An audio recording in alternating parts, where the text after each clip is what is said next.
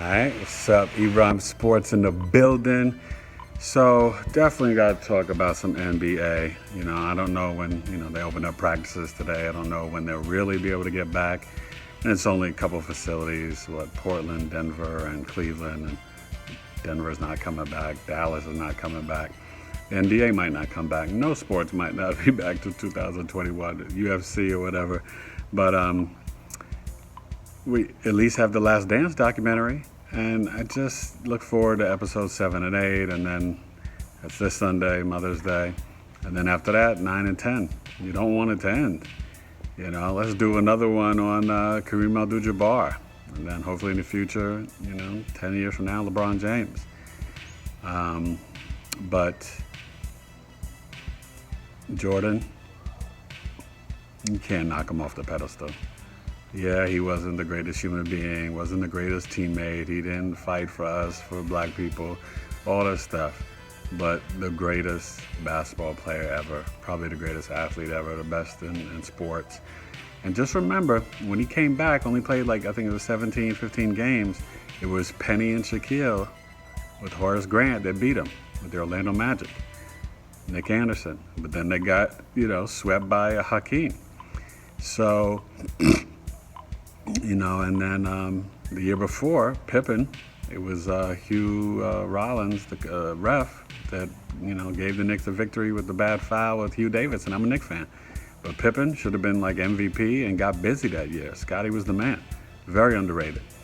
Jerry Krause and Reinsdorf, they ruined the team. That team should have not ended in 98. They could have won another year or two. Even in the lockout season, they would have beat the Spurs, probably beat the Knicks. As much as I love my Knicks, Ewing got hurt, Camby. We were the 8th seed and got into the finals. But yeah, that would have been interesting to see them go up against young Duncan and David Robinson and that crew. But yeah, 6-0, 6 finals MVPs, MJ, man. So let's get into some more hoop talk. I'm doing the Lakers and Celtics starting 5 and 6 man, and then my next episode, will be about NFL and the schedule. But then I'll do 2 or 4 teams. I'm probably going to do the 76ers starting 5, the Rockets. Maybe we'll do the Pistons and the Bulls. Okay? In honor of Mike. All right. Be safe out there. Be careful. Eron Sports. Yeah, man. We miss sports, don't we? I do. All right. Eric Taylor, Eron Sports. Peace. Bars.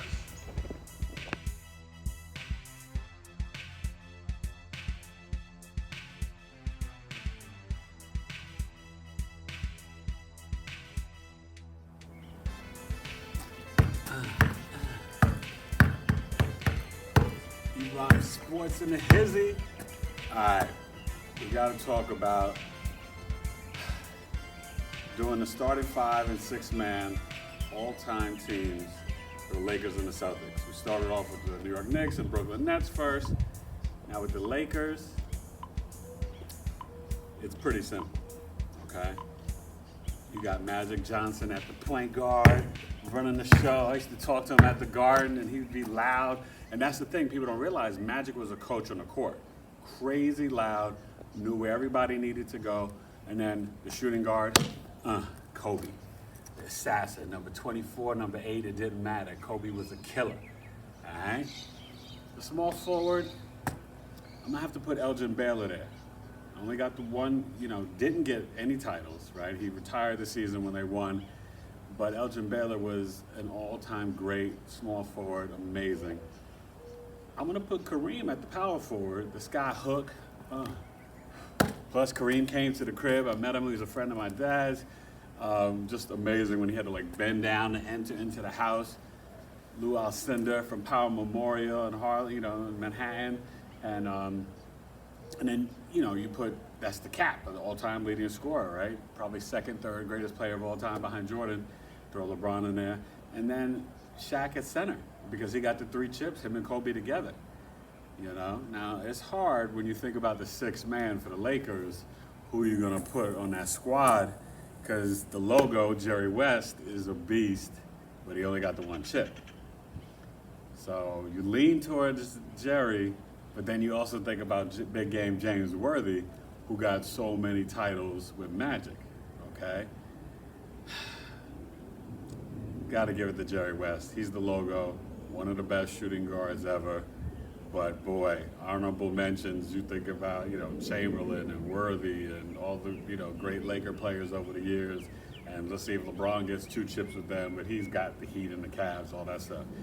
Then, Boston Celtics. This is like simple, right? The point guard, Bob Cousy, right? Then at the 2, there's not a pure 2. You think about Danny Ainge and these guys, you got to give it to Paul Pierce. He got a chip. He was an all-time Celtic great. Small forward, Larry Bird, one of the greatest players ever, okay? Larry the Legend was a killer. He used to kill my Knicks, kill my Sixers, kill the Lakers. If he didn't have the back injury, who knows? But Larry was the man. Power forward, Kevin Mchale, a top 5 power forward of all time. His post moves, Mchale was just so fundamentally sound. He could hit threes, he could pass, he could rebound, pick and pop. Kevin McHale is underrated as the years have gone by.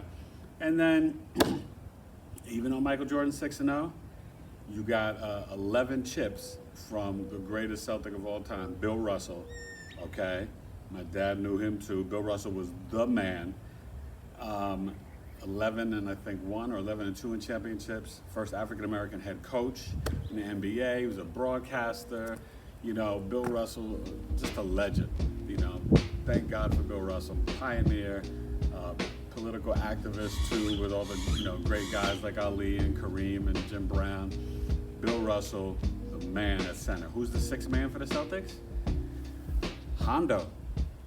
Now, there's other great Celtics, right? But you got to give it to John Havlicek, who won a bunch of chips with that team. John Havlicek is definitely a great 6th man.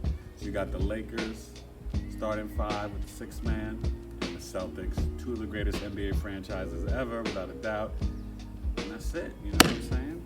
E-Rom Sports. Peace.